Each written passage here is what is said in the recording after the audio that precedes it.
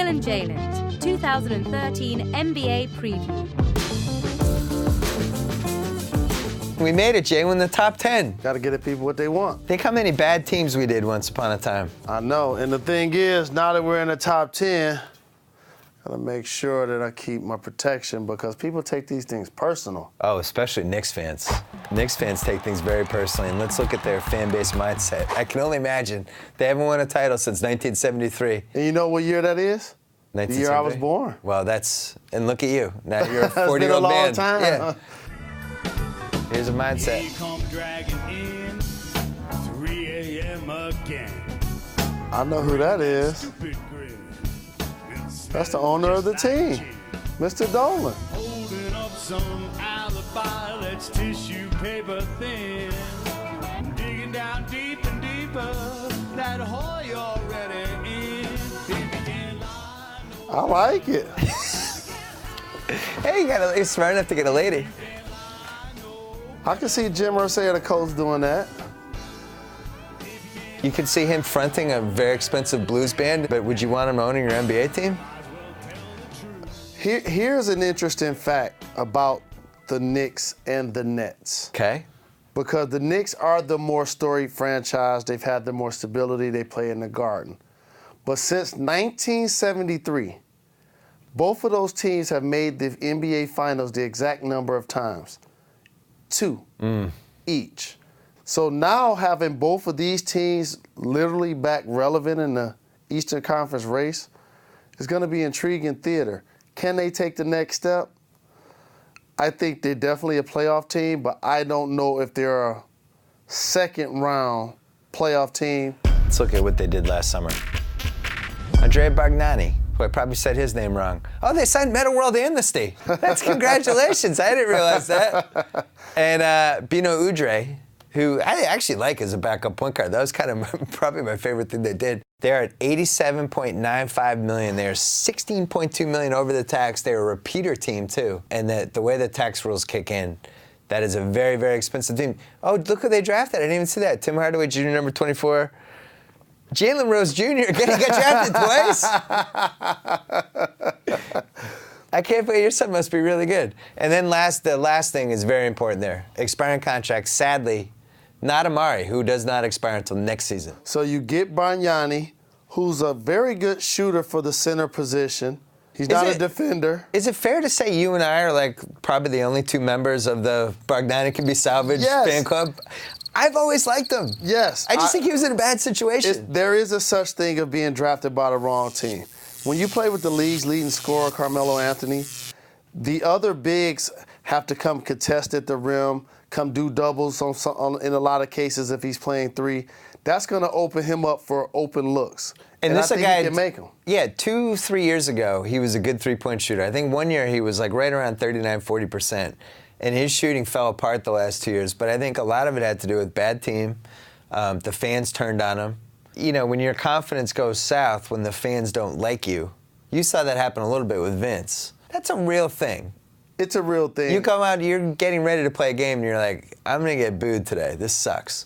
Adversity doesn't build character. It reveals it. Right. And it's all about who your personal makeup is. Me, I love the fans, and I appreciated the support. Well, that was your most famous college moment. But after the crack house thing. Yes. What city was that? Iowa? Illinois. And they're chanting crack house at you, and you had one of your best games ever. My career high in college was the only game I didn't start. Yeah. I was one of the players that kind of dealt with adversity well, and it would fuel me. For Bargnani, he probably didn't respond real to the adversity because he was a number 1 pick. A lot of expectations came with that. I have a window into his thinking because I'm half Italian. The Italians are very spiteful people. I think he probably really got mad at the fans and was just like, screw this place. And that Fine, happens. I don't want to play here either. And that happens. And I think that affects you, that affects your conditioning. I like him. I've seen him have good moments on a basketball court. I think he's feisty. He's not the stereotypical foreigner, the foreign big guy who's, soft and gets rolled over. Like, he's not like that. This is the only thing I'll say to his naysayers. There are 2 centers in the NBA currently that have averaged 20 points. No, 3. Dwight Howard, Lopez, and Bargnani. And there's going to be 4 at the end of next season. You know why? Kelly Olynyk. No way. I can't figure out who's going to start for the Knicks. And there's been a lot of rumors about J.R. Smith forcing himself into the starting lineup and being ready to start. And I actually think that's going to happen. I think he wants to start. The balance of this roster, we had to put Metta World Amnesty in there at small forward for a little defense, but they might try to start Bargnani with Chandler and play Carmelo at small forward, which I think is a mistake. I like Carmelo at the big forward. With this roster the way it's constituted, I would start the lineup the way you have it. Bino Udre didn't make the list, but he's obviously on there. If you had to guess, how many games from Amari? He's not healthy. When you're not healthy and the season hasn't started and you were hurt the year before, that's never good. And so I think he's dealing with a situation that's chronic. Who plays more games this year, Andrew Bynum or Amari Stoudemire? Andrew Bynum.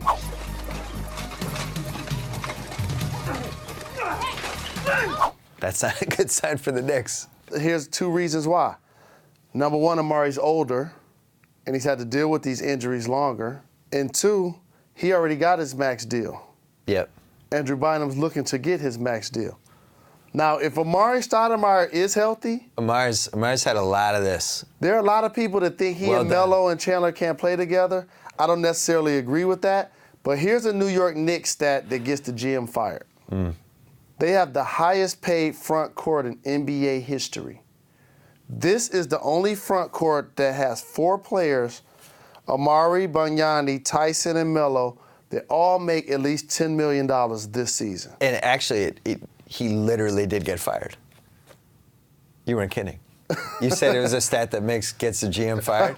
He got fired. Oh, yeah. Yeah. They're in trouble. Zach Lowe wonders, how the heck will these lineups work? Because I don't know either. What is their crunch time lineup, you think? Their crunch time lineup is going to consist of Ray Felton, J.R. Smith, Shumpert? Doesn't Shumpert have to be out there? Melo, Chandler, sometimes Shumpert, sometimes Bargnani, depending on if you can stretch the floor. As a young player, here's one of the things that you got to look for as improvement with Iman Shumpert. In the playoffs, when they played against the Pacers, they put David West on him, That was terrible. who's a power forward for the Indiana team. Clairvoyant Bill has some thoughts. This makes Clairvoyant Bill feel bad. This is Mike Woodson's last season coaching the Knicks. Clairvoyant Bill is also very worried that he doesn't make it through this season. Either way, this is his last season, Clairvoyant Bill believes. I think there's a chance that he is gone by the All-Star break. Always follow the trail in professional sports. When the person that brought you in is no longer there, Right. normally you're next. And I also think Shumpert is the key to this, because if he doesn't make a little leap, he's the only guy on this team on the perimeter who's going to be able to guard anybody and gives them that athleticism or whatever. J.R. Smith just wants to shoot jump shots now. Ray Fountain's not an athlete. Like, you need Shumpert if you're going to have any kind of a ceiling whatsoever against Chicago with Derrick Rose, Miami with LeBron James, Indiana with Paul George. If Shumpert's not way up there, you're out. You're not even in the conversation. Well, those wing players, that's why you got Metta World Amnesty. You want him to guard I like Paul that that's George. his new name. You want him to guard LeBron James. He's been finished for 2 years. But for Shumpert, you need him to guard, as you mentioned, Derrick Rose. But more importantly, you need him to actually become a setup type guard where he can play one. Right. You can play Shumpert with J.R. Smith, not instead. Now, that's their most interesting team. And we saw Felton had some moments in that Indiana series where it was just like, all right, you guys, you're going to do better than this, right, next year? And they didn't address it. He looked great in Boston for most of that series and then almost fell apart in the last game. So Kurt Goldsberry had some thoughts with a shot chart about our friend Carmelo Anthony, a lot more red and orange than I expected. I mean, that's about as good of a shot chart as you're going to have for somebody who takes that many shots, I think. Melo got the reputation of being a gunner. When you are making shots and leading the league in scoring, the ball tends to find you anyway. The distinct improvement in his game is three-point shooting. Initially, he was the kind of player where you would say, why is he settling for jump shots? He need to be driving to the basket. Open for a reason.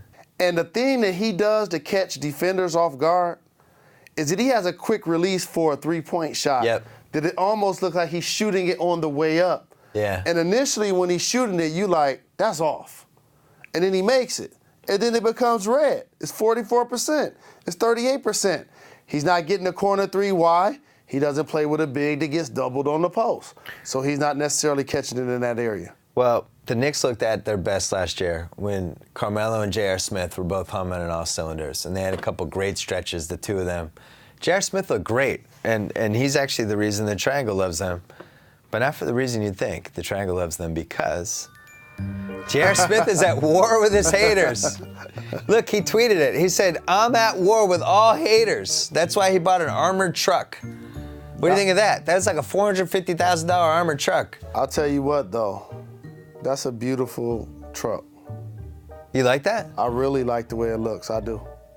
Should I get it? would not buy one. Oh, see, this is another reason why you need the armored truck, because Friend of the show in the background of the Rose Report, the What Up Though interview series, Frenchie!